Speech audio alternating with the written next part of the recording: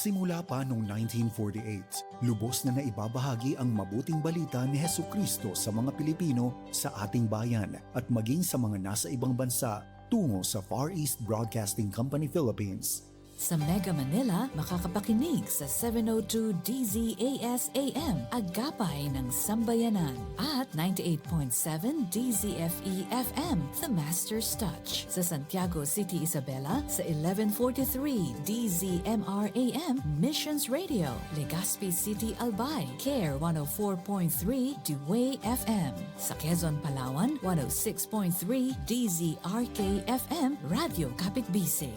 Sa Tacloban City, 97.5 DYFE-FM, unang tugon ng pamayanan. Bacolod City, 1233 DYVS-AM, the sweet voice of salvation. Up 987 DYFR-FM, life-changing. Sa Cagayan de Oro City, 103.3 The New J DXJL-FM, your positive choice. Zamboanga City, 1116 DXAS-AM, your community radio. Cotabato City, 106.9 DXGR-FM, Radio Gandingan. Sa Coronadal City, 1062 DXKI-AM, your friendly voice. Davao City, 1197 DXFE-AM, the Good News Radio. Makakapakinig din sa mga online streams at sa mga mobile apps. Ito ang mga himpilan ng Far East Broadcasting Company Philippines sa ika-78 taong pagsasahing papawid. Naghahatid ng mensahe ng kapayapaan ni Kristo hanggang marinig ng lahat.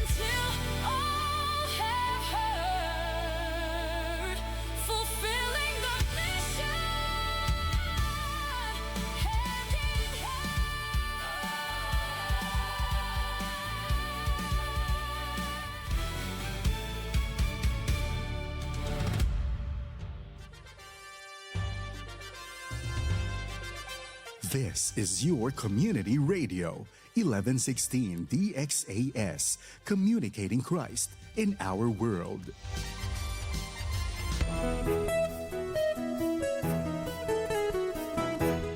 Kaibigan, kaya mong magtagumpay sa hamon ng buhay dahil may kasama ka.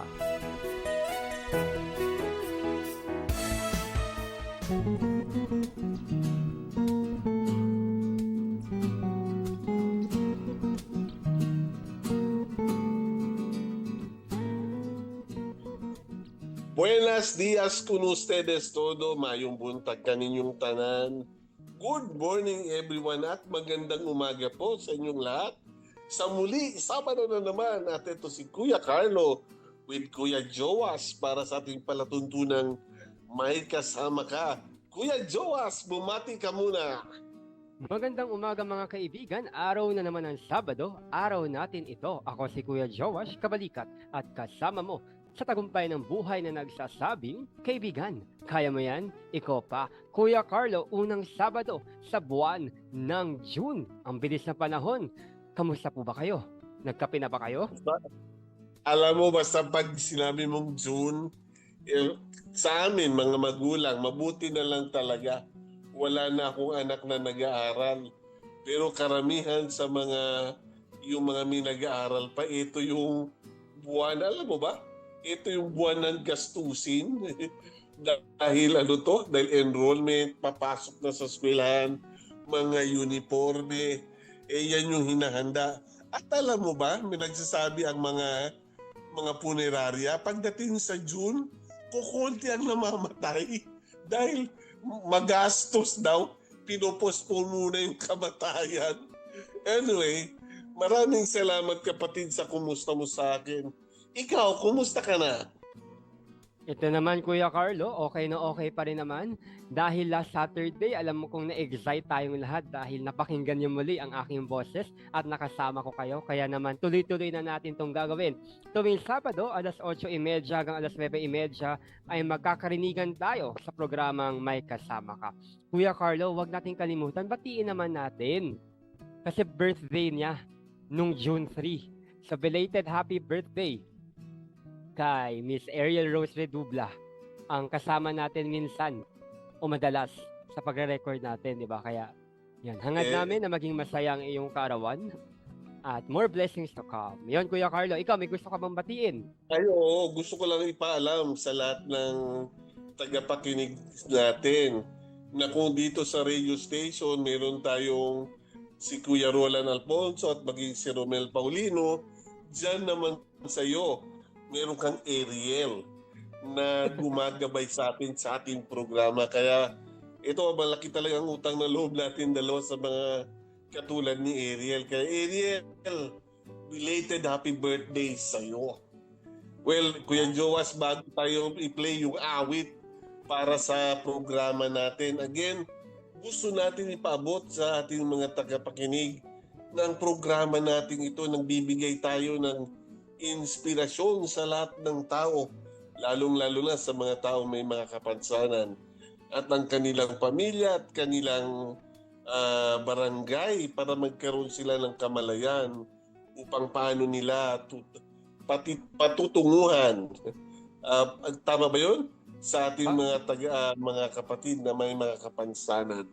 Well, pero bago yan, gusto natin sabihin na pwede tayo mapakinggan sa Facebook ng ating mga kababayan sa abroad. Kaya imbitahin natin sila mag-login sa ating Facebook page sa 1116 DXAS, Your Community Radio. At pwede din po kayo mag-chat sa amin sa aming telephone number 0916-296-6625. Well, Kuya Joas, bago nga tayo mag-break, gusto natin, di ba, ginagawa na natin sa program natin na kailangan may founded tayo sa Word of God. Ano ba yung devotional natin sa araw na ito, Kuya Joas? Ito, Kuya Carlo, no, sa tingin ko medyo familiar ang lahat ng mga nakikinig sa atin dahil ang ating Bible verse na pag-uusapan sa ating devotion time sa araw na ito ay ang Jeremiah 29 verse 11. At ang nakalagay po dito ay, "For I know the plans I have for you, declares the Lord, plans to prosper and not to harm you, plans to give you hope and a future." Ayan, Kuya Carlo, ano bang take natin dyan sa Bible verse na yan, Kuya Carlo? Alam mo ba talaga, kung titingnan mo talaga yan, kung kunin mo yan sa konteksto talaga, hindi maganda ang kalagayan ng bansa na yon. Pero, ang sabi ng Panginoon sa kanila, meron akong magandang plano sa inyo. Ito din, nagdadala din to maging dito sa atin, sa ating bansa, sa ating bayan. Kung makita mo, ang daming parang nawawalan na nga. Meron nga, ang mga anak ko nga, pag nagpe-pray kami para sa bayan natin, napapaiyak talaga sila. Alam mo ba, yung pag may nakikita mo yung nangyayari, parang may mga ibang mga kababayan natin, mas gusto na nilang umalis, lumipat ng ibang bansa at iwanan ng bayan natin. Pero sa gitna ng ganyan, pwede natin gamitin ang verse na to na sinabi ni Jeremiah, meron akong magandang plano sa inyo. Ang sa ibang translation niyan, I will give you an expected end. Merong magandang plano ang Diyos. Hindi may papahamak sa atin, kundi para sa ating kabutihan. Ang importante lang talaga, manumbalik. Yun lang din talaga importante. Yung magbalik loob tayo sa Panginoon. Alam mo, hindi lamang to para sa lahat tayo Kahit na sabi mo, believer ka na at mga unbeliever, lahat ng tao, if you remember, merong bansa, yung pinag-preach ni Jonah, di ba? Yung Nineveh, talagang merong kapahamakan na darating sa kanila. Pero nanikluhod sila sa Panginoon, nagsisi sila sa kanilang ginawa at lahat nag-fasting at nagkaroon ng magandang kinabukasan sa bayan nila. Sa palagay ko sa ating bayan, hindi lang bayan natin, ang individual lives natin, merong magandang mangyayari. Hindi dahil sa ating mga mabubuting gawa. It's not about us, but it's by the grace of God. Grasya ng Diyos na binibigay niya. Pangako ng Diyos yan. Ang kailangan lang talaga, which, yun nga, sabi niya, if you abide in me and my words abide in you. Yun lang yung hinihingi ng Panginoon lumapit tayo sa Kanya. Dahil hindi tayo pwedeng mamunga, hindi pwedeng sumagana sa sarili lang natin. Kailangan natin ang Panginoon. Kuya Joas, ikaw, anong take mo doon? Yes, salamat Kuya Carlo no, sa pagbabahagi ng iyong insight. Sa akin naman, sa tingin ko lahat tayo nakaka-relate sa verse na ito dahil lahat naman tayo naghahangad ng magandang kinabukasan at lahat tayo nagsusumikap din na magkaroon ng magandang kinabukasan. Pero yung gusto kong i-highlight sa verse na ito ay yung salitang declares the Lord. Kasi personally po Tito Carlo, no, ang ilan sa atin kabisado yung verse na ito, pero minsan nawawala yung essence ng declares the Lord because sometimes we bilang mga tao, no, ang gusto natin mangyari madalas ay yung plano natin sa buhay. Gusto nating magkaroon ng control sa lahat ng bagay na kung minsan ay nagiging dahilan para tayo ay malungkot, masaktan, madepress, at sumuko na lamang because we tend to believe na ang kalakasan natin at yung katalinuhan na meron tayo, yan ang magbibitbit sa atin sa pinakarurok ng tagumpay, ng katanyagan, ng kumbaga sabihin natin ng comfort of life. Pero bilang isang individual, Kuya Carlo, yun yung gusto ko sanang iwan sa ating mga tagapakinig ngayon na lahat na nangyayari sa atin, sasabihin ng iba na bakit yung iba ang ganda ng takbo ng buhay, samantalang ako parang lagi na lang ako nasa pagsubok. Maaring iba naman sabihin nila, ang ganda-ganda ng buhay ko, pero bakit parang may kulang pa rin? Because sometimes we don't acknowledge that there is a greater plan that God has prepared for us. Naalala ko lang, Kuya Carlo, no, nag-record ako na isa kong vlog na soon mapapakinggan, mapapanood nyo rin yan sa aking TikTok account. Ang sabi ko doon na ano man ang pinagdadaanan natin, ano man yung gusto nating marating sa buhay, minsan may waiting game, minsan hindi nangyayari, minsan talagang ginawa mo na lahat-lahat pero zero pa rin.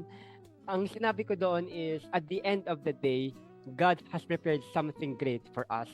Kung i-acknowledge lang natin that there is someone up above who is in control of everything. Ako, Kuya Carlo, isang real life experience lang. Minsan sa buhay ko, gusto ko na magkaroon ng control sa lahat ng bagay. No opportunity, sana sabi ko, ito yung gagawin ko, ito yung plano ko, ito yung gusto kong mangyari. Pero may mga times na kabaliktaran yung nangyayari. Minsan, gusto ko nang gawin yung bagay pero nakakaroon ng hindrance na postpone.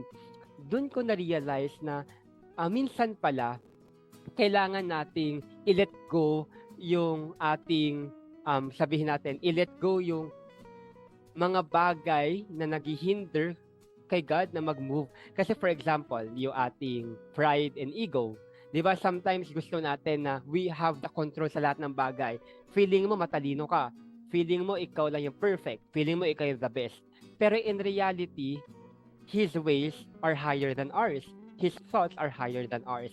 That's why today, habang pag-uusapan natin yung topic natin ngayong umaga, gusto ko lang sabihin sa ating lahat na kaibigan, kung ikaw man ay may kapansanan tulad namin ni Kuya Carlo, o kung ikaw man ay may pinagdadaanan sa buhay mo, huwag mong kalilimutan na God has prepared something for you not to harm you. Yung mga pinagdadaanan natin, hindi yan para sa ikasasama mo.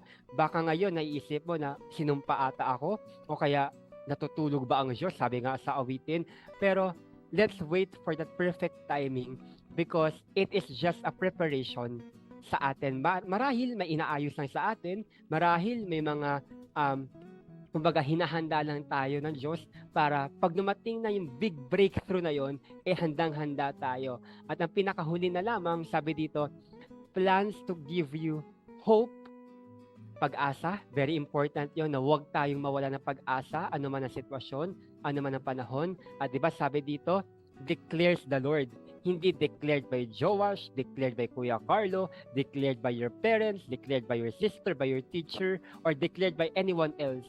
But the plans He has set before you is declared by His name. Kaya Kuya Carlo, yun, tuloy lang tayo at lagi natin tandaan na may magandang kinabukasan na nakalaan sa atin. Marahil hindi man ngayon, pero parating na tayo doon. Tiwala lang. Yeah. Yun, Kuya Carlo. Tama. At the same time, You remind me of a verse sinabi din sa Philippians. Sabi niya, He who began a good work, nag-umpisa ang Panginoon ng mabuting trabaho sa iyo. Sa palagay mo, nadidelay na antala, huwag kang magmadali. Hindi pa tapos ang Panginoon sa iyo. Yung plano niya, yung plan to prosper you and give you hope in the future, mag-antay ka. Basta ang kailangan lang doon, you just hold on, don't give up. Yun yung kailangan natin. Dahil yung nga sabi mo, God declares it. Siya yung nagsabi. Hindi naman natin pa yun. Hindi natin pwedeng pilitin. Ang Panginoon nagsabi. Sabi niya, He who began a good work in you will complete it until the day of Christ. Pero kaya nga, dapat yun lang. Patuloy lang tayo, mga tagapakinig. And Kuya Carlo, gusto ko lang din idagdag. Kasi ito, madalas ko itong panghawakan. 2 linya lang to. Maybe applicable din sa inyo. At marahil pwede nyo itong bitbitin wherever you go. Sabi doon na we are all work in progress. No, bawat araw, bawat buwan, bawat taon, sabi natin bawat segundo o minuto, may ginagawa sa atin ng Diyos. Nag-i-improve tayo. Kumbaga, may transformation na nangyayari sa atin. Yung mga small steps, yung mga small wins, sabihin ng iba, maliit lang naman yun parang wala nga progress Pero if you come to think about it, pag pinagsama-sama mo yung maliliit na hakbang, maliliit na pagkapanalo mo sa buhay, it will result into something great. Kung marunong lang tayo i-appreciate yung mga bagay na yon. And pangalawa naman, Kuya Carlo, is we are all miracle in the making. Pinanghawakan ko yan, Kuya Carlo, simula na nagkasakit ako, way back 2013 or 2014, nung nalaman ko nagkaroon ako ng eye disease. Di ba, kapag nasa darkness ka kasi ng buhay mo, you keep on, kumbaga, andun yung faith mo, andun yung pag-asa mo. And sa akin, as I journey in life and with the disability that I have, yun yung pinanghawakan ko na we are all miracle in the making. Maaring dati, ang aspiration ko ay bumalik ang paningin ko 100%, pero ang binigay ng Diyos sa akin ay hindi na 100%, but still it is a miracle because marahil kung hindi dahil sa Kanya, pwedeng hindi naman na ako nakakita ngayon. Pero bawat panahon, bawat araw o buwan, ano man ang sitwasyon, merong milagrong nangyayari sa atin. Maliit man o malaki, basta galing sa Kanya, that is the power of God's declaring life in you. Yun lang, Kuya Carlo, ang nais kong ibahagi sa ating mga tagapakinig. Well, Joas, bale, ang hingi ko lang sa'yo, i-recite mo ulit yung verse for the day natin. Yes, mga kaibigan, ang ating pong Bible verse sa araw na ito ay Jeremiah 29, verse 11. For I know the plans I have for you, declares the Lord. Plans to prosper and not to harm you. Plans to give you hope and a future. Panghawakan natin yan, kaibigan, dahil at the end of the day, great things are ahead of us. Yun, Kuya Carlo. Well, yun. Maraming salamat. Yung po yung ating devotion para sa araw na ito. And magbabalik po kami ni Kuya Joas. We will take a short break. Again, iniimbita namin kayo, panoorin nyo ang video na ito ng ating awit, yung pinapaplay natin every Saturday. Maganda to kung napapanood nyo rin sa Facebook, ano po. Dahil mayroon pong video nangyayari dito sa awit na ito. Well, ang awit na ito, again, amin dinededicate sa aming mahal na kapatid si Ariel dahil nag-celebrate siya ng kanyang birthday. Magbabalik po kami makalipas ng awiting ito.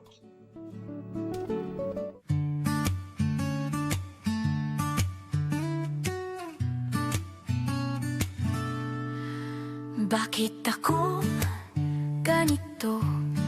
May silbi pa ang tulad ko?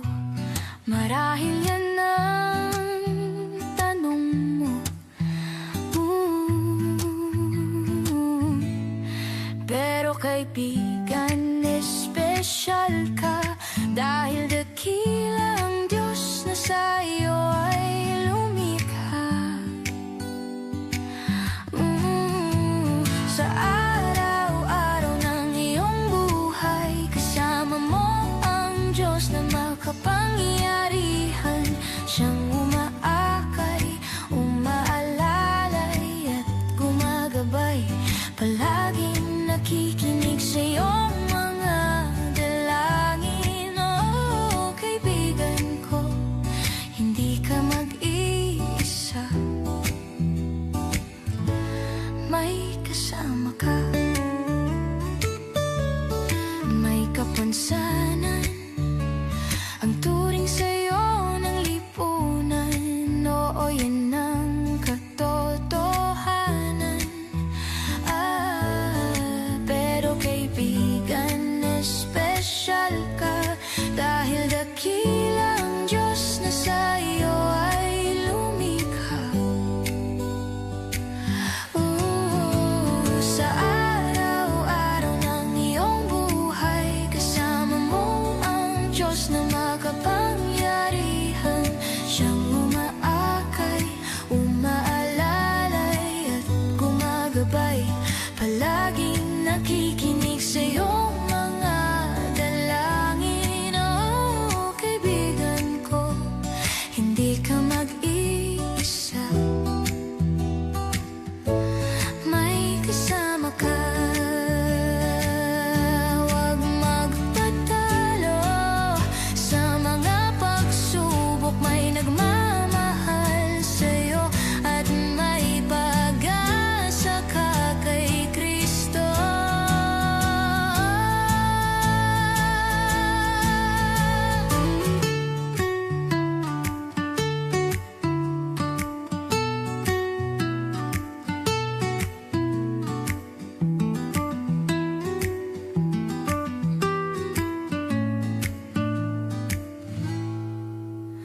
Sa araw-araw ng iyong buhay, kasama mo ang Diyos na makapangyarihan.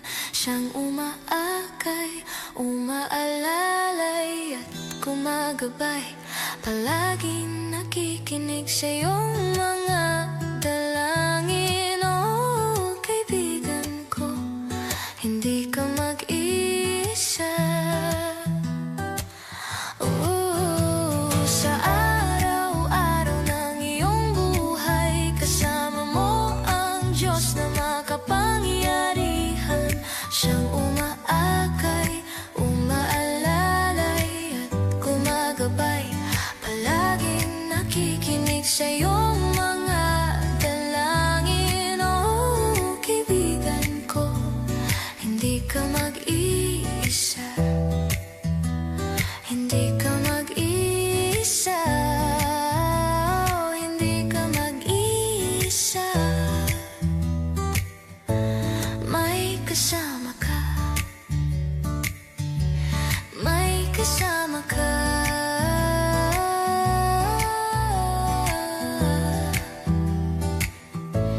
May kasama ka.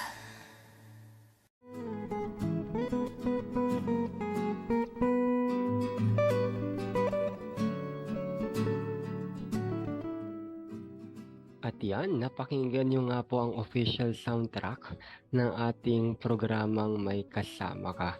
Hindi ba't napakaganda ng awiting iyan? At sana ay suportahan nyo din ang music na yan. Makikita at mapapakinggan nyo po yan sa ating official Facebook page. Hanapin nyo na po muli ang 1116 DXAS Your Community Radio. Nandyan po lahat ng mga programa, mga episode, at syempre nandyan din yung awitin natin, yung May Kasama Ka. Maaari nyo po yung idagdag sa inyong mga playlist para naman bawat araw ay may pinagkukunan tayo ng inspirasyon. Kasi yung bawat linya po doon, punong-puno ho ng magandang mensahe, yung anuman ang ating sitwasyon, sino o anuman tayo bilang mga person with disability, ay meron pa rin namang nakalaang magandang kinabukasan sa atin. May mga talento, may mga skill, may mga abilidad pa rin naman tayo maaaring ibahagi sa ating pamilya, sa ating komunidad o kung nasaan man tayo. Kaya kaibigan, yung awiting iyan ay patunay lamang na nagsasabing may kasama ka sa bawat araw. At bago tayo magpatuloy sa ating pinaka-mensahe, ay meron muna akong babasahin at ibabahagi sa inyo na 7 rules of life.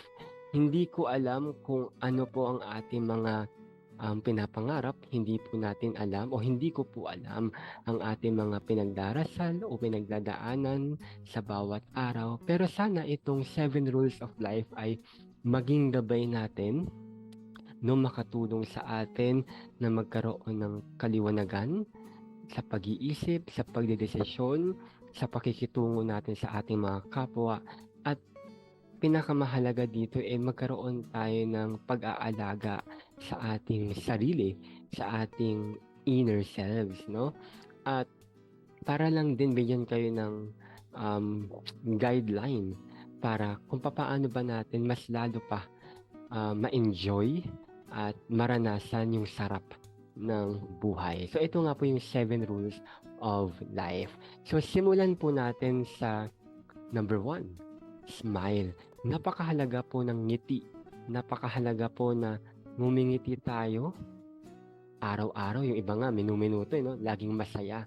Kasi itong smile po na ito ay nagbibigay po ito ng kakaibang epekto sa ating emosyon, sa ating mood. Lalo na kung hindi maganda ang ating gising sa umaga, lalo na ngayon, no? Sabado, ang sarap pang magpahinga, ang sarap pang, alam mo yun, humiga sa kama dahil sa weather na meron tayo. Pero may mga responsibilidad, may mga obligasyon tayong dapat punan. Pero magandang simulan natin ang umaga sa ngiti.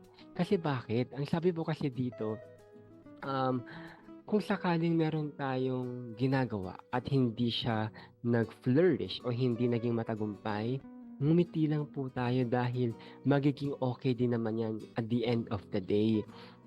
Pero hindi po namin ini-invalidate yung emosyon natin, no? Kung malungkot tayo, kung galit tayo, kung naiinis tayo, okay lang yan, parte na pagiging tao. Pero sabi nga dito, no, unang-una sa rules of life ay smile. Kasi nakakahawa ito, di ba? Lalo na kung may makita ka nakangiti. Di ba, kahit ano yung nararamdaman mo, parang napapangiti ka na rin. Parang sumasaya ka na rin. O kaya naman, kung meron tayong nakita, meron tayong napansin na mga tao sa paligid natin na medyo hindi yata maganda ang kanilang disposisyon, why not we share our smile with them? Why not just smile? Kasi iba yung vibe na dinadala ng ngiti na yan. So yan ha, unang-una, remind ourselves every day as we wake up in the morning, smile. Tingin tayo sa salamin, i-practice natin yung pinakamaganda, pinakamatamis, pinaka-inviting o pinaka-nakakahawang good smile natin. Ayun. Sunod naman po ay yung sinasabi nilang be kind. Kuya Josh, parang hirap naman maging mabait. Lalo na kung hindi naman sila mabait sa akin. Kuya Josh, parang hirap naman maging be kind kung ako mismo sa sarili ko punong-puno ng problema. Pero ano ba ang sabi dito sa be kind? Ang pagiging mabait po kasi ay may kapangyarihan na magparamdam sa isang tao ng kaginhawaan, ng kagalakan. Sabi po kasi dito na being kind has the power to make someone feel good. Minsan ba sa buhay natin nakaramdam o nakaranas tayo ng may kabutihang ginawa sa atin? Ng ating kapamilya, kaibigan, katrabaho, kaklase, o mga kapitbahay na lamang natin. Di ba ang sarap makaramdam na mabait sila sa atin, lalo na kapag nangangailangan tayo, may mga bagay na hindi natin kayang gawin, tapos they extend their helping hand. Yung kabutihan, yung kabaitan na yan, nakakagaan ng loob. So why not, tulad ng pagngiti natin, why not we spread that kindness, no, sa mga taong nakapaligid sa atin, lalo na simulan natin sa loob ng tahanan. Alam kong hindi madali, alam kong hindi kumbaga mahirap gawin paminsan-minsan, pero etong pagiging kind natin, ito yung kapangyarihan natin to influence others, lalo na sa panahon ngayon, no? Ang dami pong nangyayari sa ating bansa, sa buong mundo, iba't iba ang mga sitwasyon. Pero why not don't we start with just small act of kindness? At sa maliit na kabutihan, aksyon na ginawa natin ay makaka-inspire, makakasawa tayo na makagawa, makabuo din ng marami pang kabutihan sa ating paligid. So yun, no, maging mabuti, maging mabait tayo. Hindi lang po sa kapwa natin, ha, pati sa sarili natin. Don't be too hard on ourselves. Huwag nating pahirapan ang sarili natin. Huwag nating, alam mo yun, puspusin yung sarili natin ng mga bagay na kumbaga nakakaapekto sa ating emosyon, sa ating mental health, sa ating disposition. So be kind. If not, kumbaga, be kind sa kapwa at sa ating sarili. Ayan. Ang pangatlo naman po kasi is, do not give up. No, huwag tayong sumuko agad. If it did not work the first time, then find another way. Huwag tayo agad susuko kasi ito very relevant to sa pag-uusapan natin mamaya. No, very relevant o very relatable itong do not give up sa mensahe na ating mapapakinggan mamaya lamang. Do not give up kasi alam ko sa buhay natin, no? Minsan mas masarap nang sumuko kaysa magpatuloy. Pero ulitin ko po, no? Huwag po tayo panghinaan ng loob. Huwag po tayo agad sumuko. Subok lang na subok, no? Pag nadapa tayo, pwede tayong bumangon. Kung napagod tayo, pwede tayong magpahinga. Kung sa tingin natin, we are burnt out, we are frustrated, we are disappointed, kumbaga lahat ng mga bagay ay hindi umaayon sa kagustuhan natin, sa mga plano natin, sige lang, pwede tayong sumigaw, pwede tayong malungkot, umiyak, but never give up. Huwag na huwag po nating piliin ang sumuko kasi minsan, illustration na lamang, merong 10 level. Level 1, madali pa yan. Level 2, okay pa, kaya pa. Level 3, medyo, sige pa, laban pa. Level 4, okay pa yan. Tuloy lang. Level 5, medyo kalagitnaan na, andun na yung excited. Malapit na. Level 6, medyo bumibigat na, no? Pataas na pataas. Maybe the responsibility in your family, the obligation sa inyong trabaho, yung pressure sa paligid. Level 7, sige pa, tuloy lang. Level 8, medyo napapanghinaan ka na ng loob kasi andyan na yung mga rejection, andyan na yung mga judgment, andyan na yung mga sinasabi ng mga tao sa paligid against you. May mga taong unti-unti nang hindi sumusuporta sa'yo kasi hindi umaayon ang kagustuhan nila sa plano mo, sa paglalakbay mo. Tapos biglang level 9, dahil sa bigat na nararamdaman mo, sa lungkot, no? Parang gusto mo na sumuko. Level 9 na yun, ha? Isang level na lang. Susuko ka na. Pero instead of you giving up kasi pagod ka na, isang hakbang na lang pala. Abot mo na yung pinapangarap mo. Abot mo na yung tugatog ng tagumpay. So do not give up because very important yung desisyon na gagawin mo. It will either move you forward or it will let you go down and start again. So very important, no, na ang desisyon natin ay hindi mag-give up, kundi magpatuloy lamang.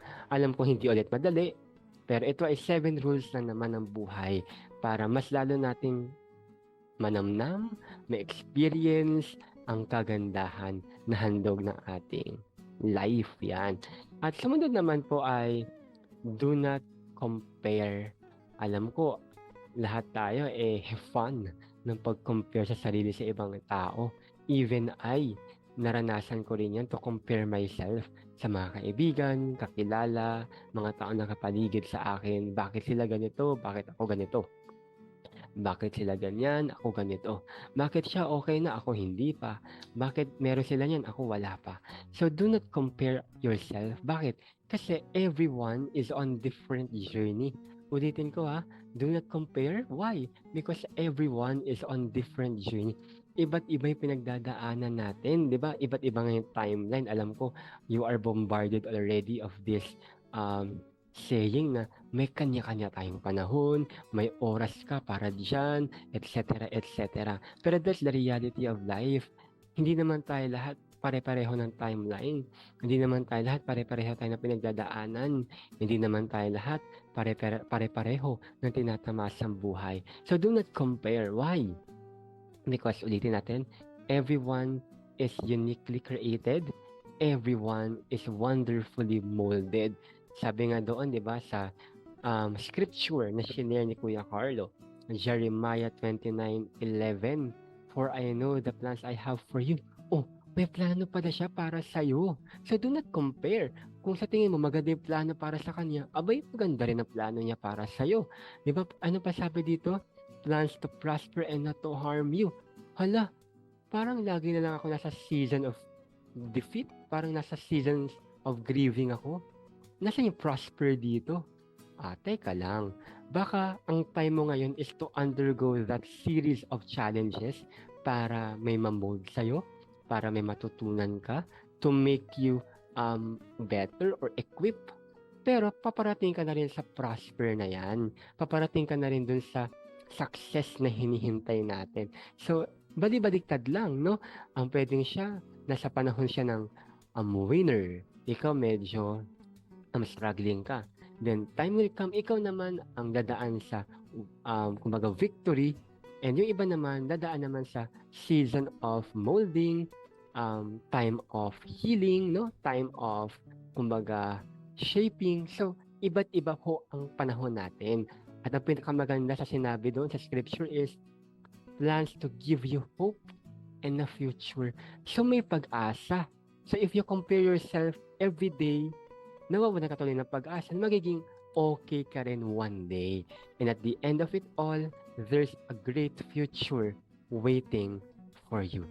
If you just choose to believe and continue in life. O di ba ang sarap pakinggan ng 7 rules of life? Actually, 4 pa lang yan. Busog na tayo. So ano nga ba yun? Magkaroon tayo ng recap. Number 1 is smile. Ngiti ka dyan, kaibigan, di ba? Pangalawa naman ay yung sinatawag nating, ano yung pangalawa? Kung alam niyo, paki-comment naman yan sa ating comment section.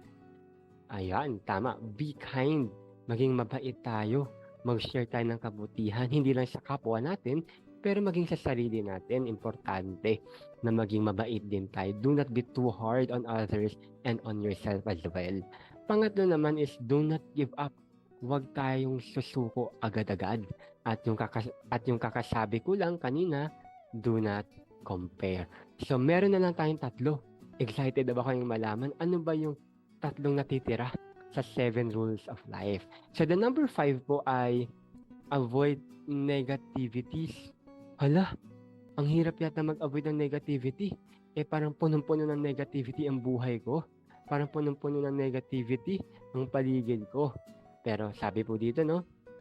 Avoid negativity. Avoid negative thoughts. Yung nagsasabing, hindi mo kaya yan. Yung mga nagsasabi sa isip mo na, wag ka dyan. Hindi yan para sa'yo. Yung puso mo na puno na lang ng hatred, puno na lang ng galit, ng inggit. Avoid natin yung negative na yan. Yung negative thought, yung negative situation, yung kumbaga, ikaw mismo naglalagay sa sitwasyon para ma-stress ka, para malungkot ka. Diba? Avoid natin yan. Avoid negative people as well. Kung sa tingin mo yung mga taong ito, hindi naman nagbibigay sa iyo ng peace of mind. Ito yung mga taong instead na sinusuportahan ka, hinihila ka, pailalim, pababa, avoid ka sa kanila. May nabasa po kasi ako na there's nothing wrong about cutting ties with people na alam mo naman hindi magbibigay sa iyo ng magandang benefit, no? Hindi naman makakapag-add up sa inyong mental health, sa inyong mental state. Okay lang na paminsan-minsan you distant yourself from these people kasi mamili ka. It will either they will consume you or you will consume them. So maganda na lang na consume yung sarili mo para maging better kaysa ma-consume ka nila at later on, maging katulad ka na lang din nila, di ba? So avoid negative thoughts, negative situation, and negative people. Kuya Joash, paano kung itong negative thought na ito ay matagal ko nang binibit-bit? Maybe it's time for you to let go. Kuya, 3 years na akong nasa negative situation. Then decide, make an action to get out of that situation. Hala kuya, katabi ko mismo yung negative people. Paano yan?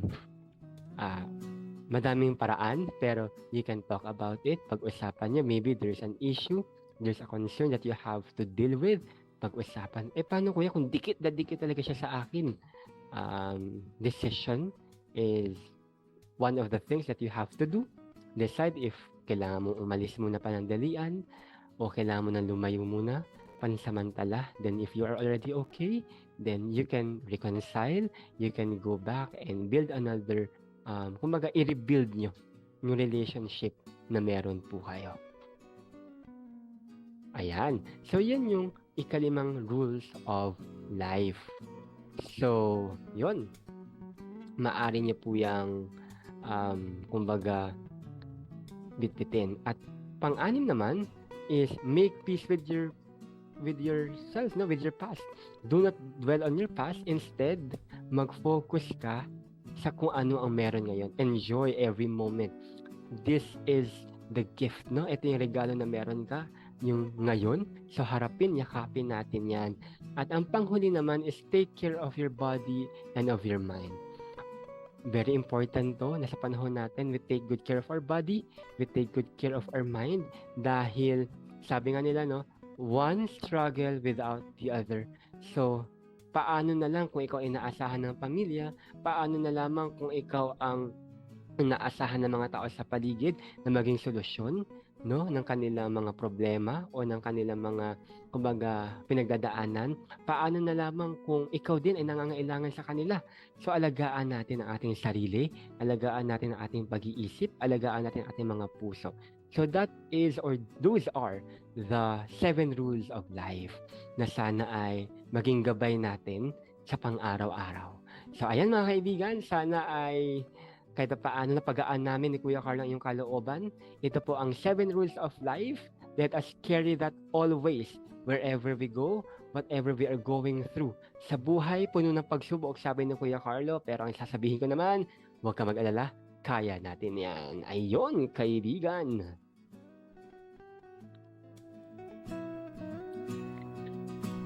Kaibigan, ikaw pa rin ay nakikinig sa ating programang May Kasama Ka. Dito lang yan sa 1116 DXAS, your community radio. Ang 1116 DXAS ay isa sa mga himpilan ng Far East Broadcasting Company o FEBC. Ang FEBC ay miyembro o kasapi sa kapisanan ng mga broadcaster ng Pilipinas. Ang FEBC ay isang non-profit, non-commercial, but donor-based radio station na kung saan tayo po ay nagpapatuloy dahil sa kabutihan at katapatan ng Panginoon. Kung nais niyo pong maging kabahagi ng ating radio ministry, maaari po kayong magbigay o mag-send ng inyong mga donasyon. Maaari niyo pong iscan ang QR code ng aming mga bank account. At kung sakaling kayo po ay nakapag-send o nakapagbigay na ng inyong mga donasyon, ay ipagbigay alam niyo po ito sa amin upang mapasalamatan namin kayo. Maaari niyo pong hanapin ang aming official Facebook page, ang 1116 DXAS Your Community Radio. Ngayon pa lamang taus-puso na ang aming pasasalamat sa pagiging kabahagi ninyo sa ating radio ministry. Muli, magandang umaga kaibigan, and God bless you.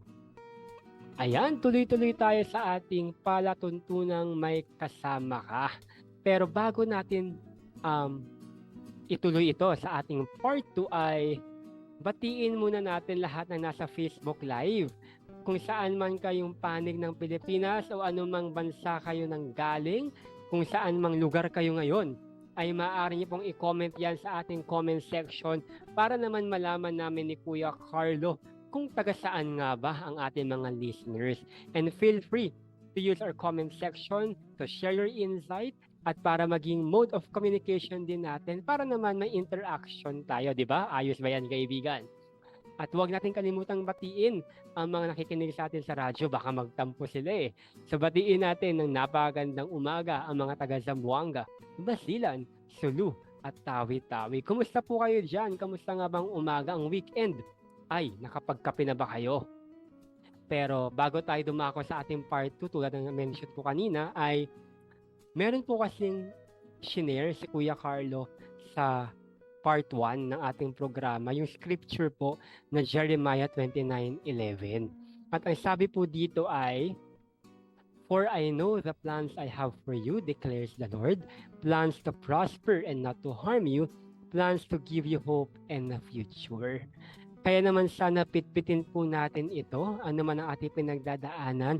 Sana magtiwala at manalig lamang tayo na at the end of the day, ano man ang ating pinapanalangin, ano man ang ating pinagsusumikapan o pinapangarap, ay makakamtan din natin yan sa tamang panahon. Basta tuloy lang tayo sa laban, tuloy lang tayo sa, kumbaga, pagsusumikap, tuloy lang tayo sa pagtsatsaga dahil may magandang bunga rin yan. Basta hintayin lang natin. Ayan, kaibigan, ng ating scripture of the day. At ngayon naman, pag-usapan natin yung episode na ito na may pamagat na The Deeper Meaning of Success.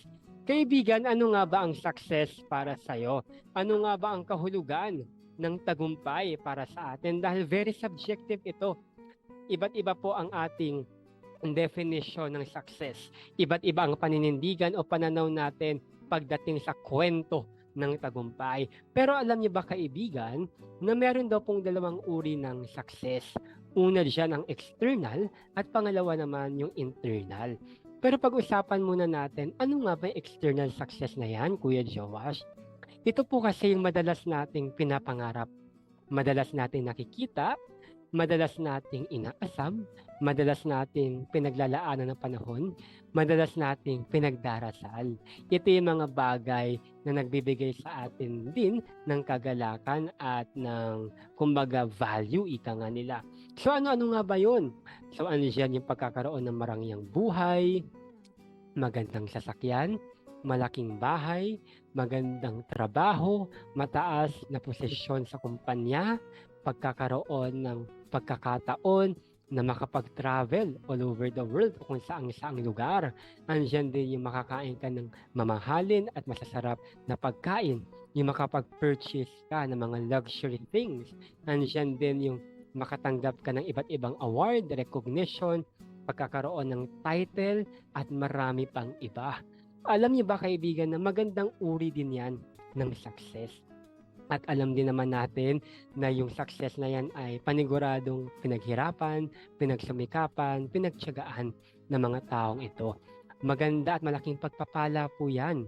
At kung napapansin nyo, yung mga taong nakarating na sa ganitong estado ay sila rin ang nagiging channel o daluyan ng pagpapala para sa mga taong nakapaligid sa kanila. O di ba? Ayos na ayos ang external success. Pero ano naman kaya ang internal success? Yan ang pag-uusapan natin sa umagang ito.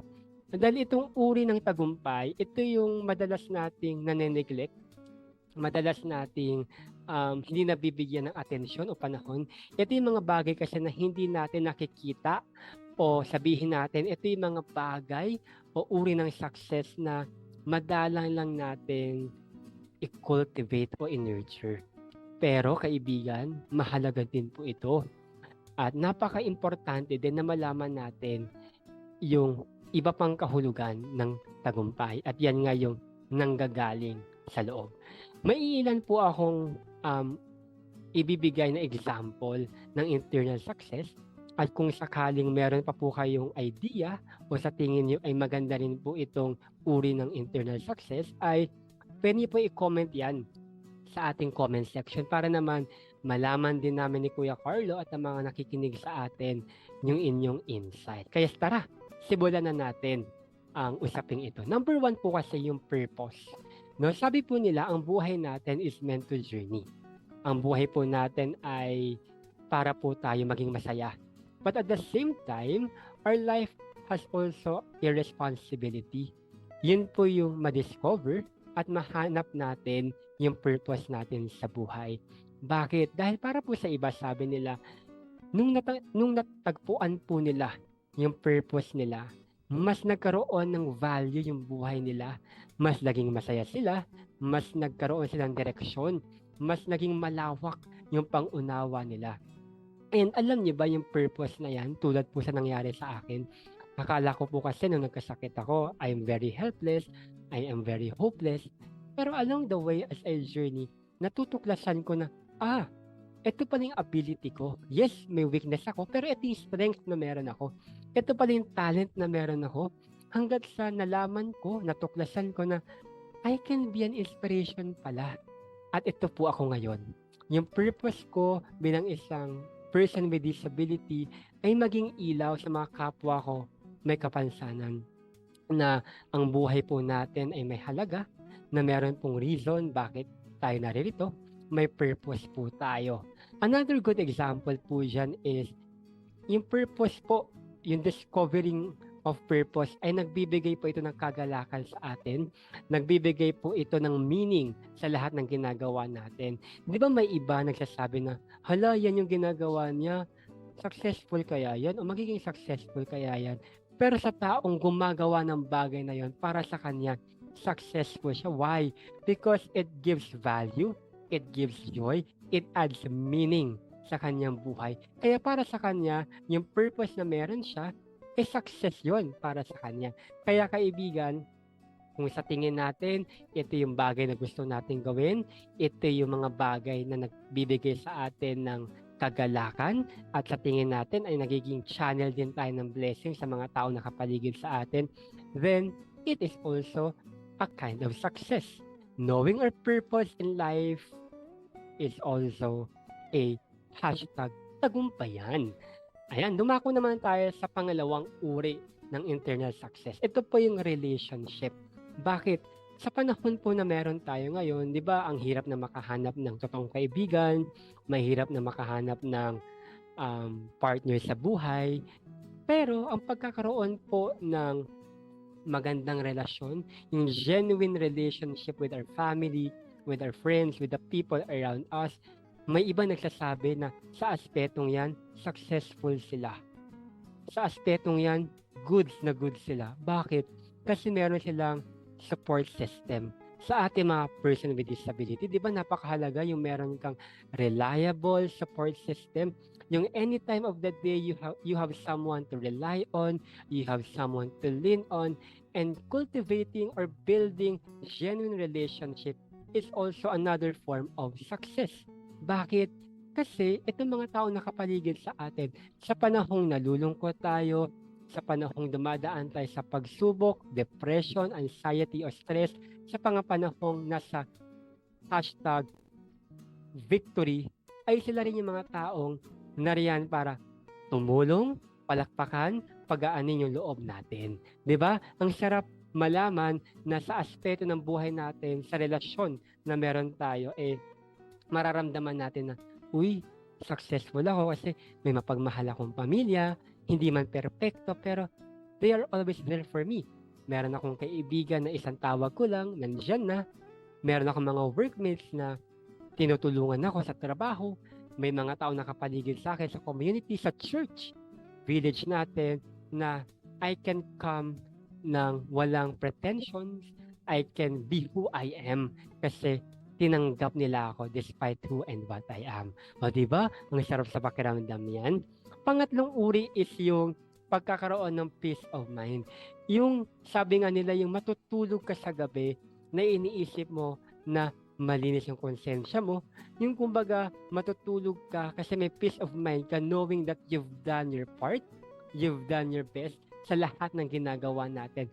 Yes, hindi perfect, hindi naman 100% smooth lahat, pero masasabi mo na, payapa ako kasi nagawa ko yung tama. May kapayapaan ako sa isip kasi alam kong may natulungan ako. I have peace of mind kasi alam ko na I have values, no? Yung moral conduct ko ay kumbaga ina-apply ko ng tama, at masasabi ko na yung pagkakaroon ng peace of mind, for me para po sa akin, success din po yan. Kasi hindi naman tayo lahat paminsan-minsan may kapayapaan sa puso't isipan dahil sa gulo ng buhay natin, sa problema pinagdadaanan natin. Pero if one point in your life, you have that peace of mind, you have peace in your heart, then that is also success. Yan yung mga internal kind of tagumpay na madalas nane-neglect natin. Madalas hindi natin pinapahalagahan, pero very essential, very important. Yung ika-apat po na gusto ko pong ibigay sa inyo, yun yung resilience. Tayo mga Pilipino, di ba, sinasabi nila na ang mga Pilipino, ano man ang pagsubok, ano man ang delubyo, lagi pa rin may ngiti sa labi. Yung ilang bagyo na ang dumaan, pero nakangiti pa rin tayo. Yung kumbaga, ilang delubyo, ilang pagsubok na hinarap natin, pero nananatili tayo nakatayo. Di ba masasabi natin, sumakses ka dyan, Brad? Kasi di ba tulad ko po, dumaan po ako sa health issue noong nakaraang buwan. Pakiramdam ko very complicated na parang sa aspeto, sa parte ng buhay ko na yan, parang makakayanan ko kaya to, malalagpasan ko kaya to. But here I am now, no? Napapakinggan niyo po ako, napapakinggan niyo po ang kwento ko, at masasabi kong kahit pa paano I was able to overcome. Kaya nga 'di ba, naririnig natin, nakikita natin yung po sa mga social media, yung hashtag overcomer, hashtag I am an overcomer, hashtag na-overcome ko, yung mga ganyang bagay. Kasi at some point in their lives, dumaan sila sa matinding struggle, and yet they were able to surpass it. Abay, para sa kanila, success yun. Kasi hindi lahat ng dumaan doon naging matagumpay. Pero sila, napagtagumpayan nila. And for me, itong mga bagay po na ito, ay maituturing nating tagumpay.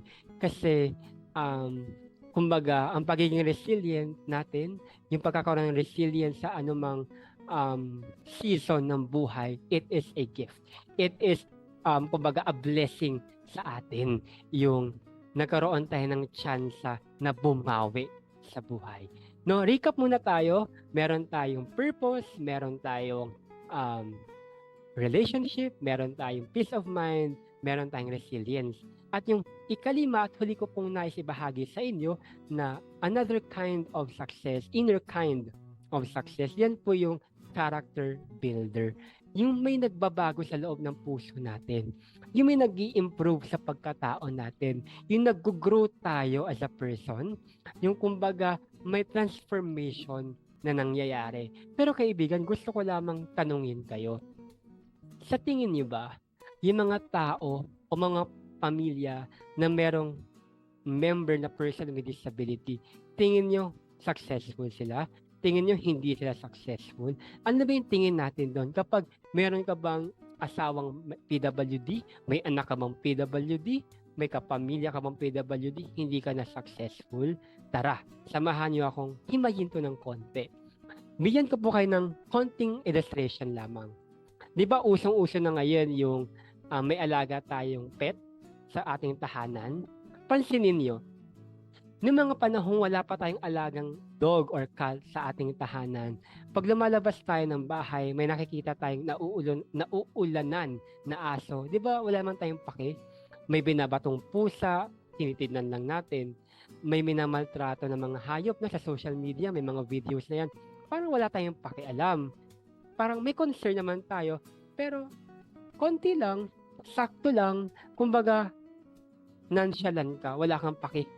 Pero nung dumating sa buhay mo, yung aso na ito, yung dog na ito, yung cat na ito, di ba may nagbago? Mas lalo ka naging concern. Alam mo, dapat kumakain sila sa tamang oras, dapat pinapaliguan sila ng tama, pinapakain sila sa ayos, inaalagaan sila. Kaya pag lumabas ka at may nakita ka na animal na pinapabayaan, parang nagdagalaiti ka, parang galit na galit ka, parang gusto mong kausapin yung taong yun na, uy, pakialagaan naman yan kasi kawawa. Same goes sa mga pamilya may PWD. I myself po, nung hindi pa ako PWD, andyan naman yung concern sa mga person with disability. Pero hindi kasing laki ng concern, kasing laki ng empathy na meron ako knowing that I myself is a person with disability. Meaning to say, may nagbago sa loob ng puso ko. Nagkaroon ng panibagong disposition o pananaw ang aking puso't isipan tungo sa mga tao may kapansanan. Ganon din sa pamilya ko.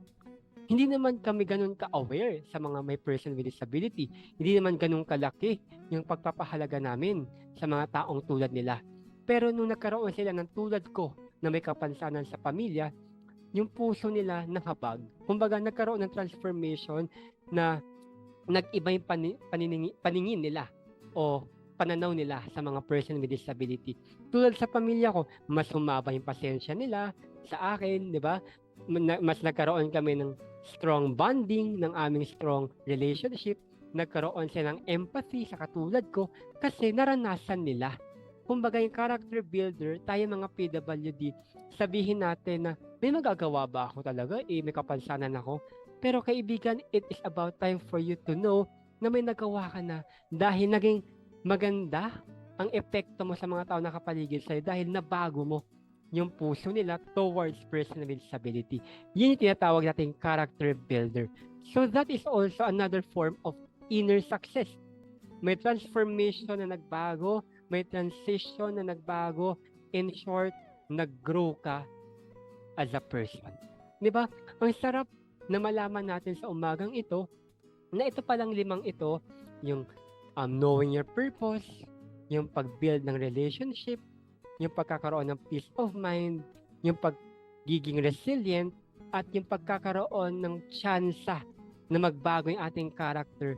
These are all examples of inner success. Tama, masarap yung external success. Ako rin, gusto ko rin nun eh. Pero masarap din na malaman natin, ay, successful din pala ako kasi natuklasan ko yung purpose ko. Ay, successful din pala ako kasi I have genuine relationship, not perfect, but something na I can say, okay ako doon. Uy, may peace of mind ako. Ay, naging resilient ako sa pagsubok. At higit sa lahat, may nagbago sa puso at pagkatao ko. Yun, yung ibig sabihin ng inner success. Di ba kaibigan, sa puntong ito, we can differentiate external and internal. Subjective kasi ang success, kaibigan. Pwedeng sa iba, successful ka. Pwede sa iba, ito ang success. Para sa'yo, ito naman ang success. But at the end of the day, what we are all aiming naman talaga is to enjoy life, to have comfort, at higit sa lahat, alam ko mag-a-agree kayo na kahit papaano may matouch tayong buhay. Combining external and internal kind of success, one of the most important things that we can say na very fulfilling as an individual is yung masasabi nating, I have grown, I have loved, and I have made a difference. Di ba ang sarap pakinggan at sabihin, ulit-ulitin nga natin yan, na I have grown, may lumago ako. I have loved, nagmahal ako at minahal ako. And I have made a difference. I have touched different lives because I chose to be a blessing to others. Kaya kaibigan, spend time to cultivate and nurture the inner kind of success. Ngayon, madalas natin naririnig, may kanya-kanya tayong timeline sa buhay, may kanya-kanya tayong oras at panahon. Tama naman yan, di ba? Yung magandang illustration dyan, yung competition sa running. Lahat kayo sabay-sabay na tumakbo, pero kadalasan isa lang ang nauuna. Paminsan-minsan may nagtatay, but most often than not, may isa lang na champion. Pero wag tayo mag-alala. Baka ikaw ang second place, ikaw naman ang third place, kung sa tingin mo, hala, nandun na sila.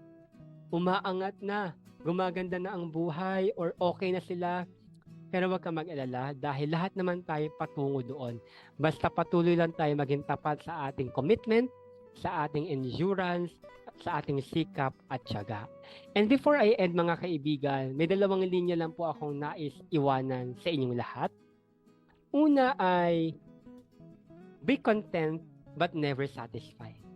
Pwede tayo maging kontento na ito ang meron ako ngayon, ito ang sitwasyon ko ngayon, pero wag tayo maging satisfied na hanggang dito na lang tayo.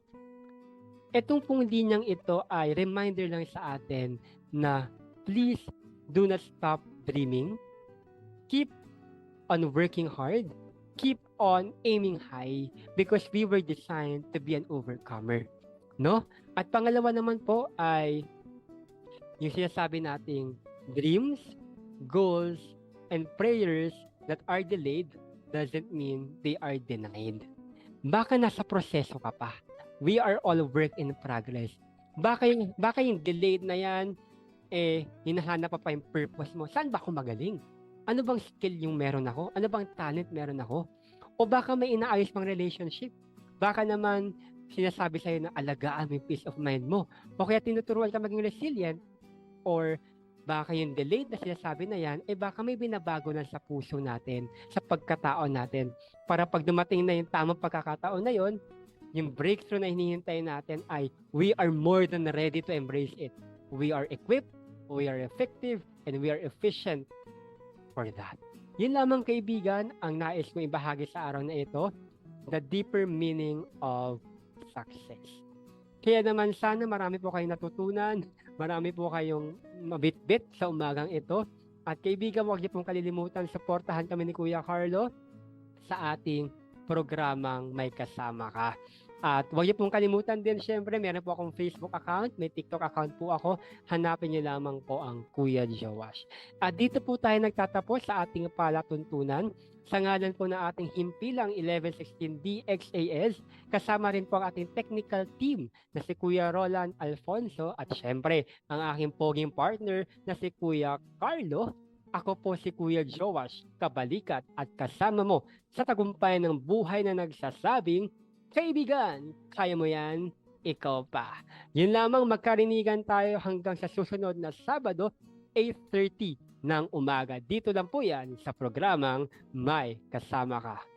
Muli, magandang umaga and God bless you. Happy weekend, kaibigan!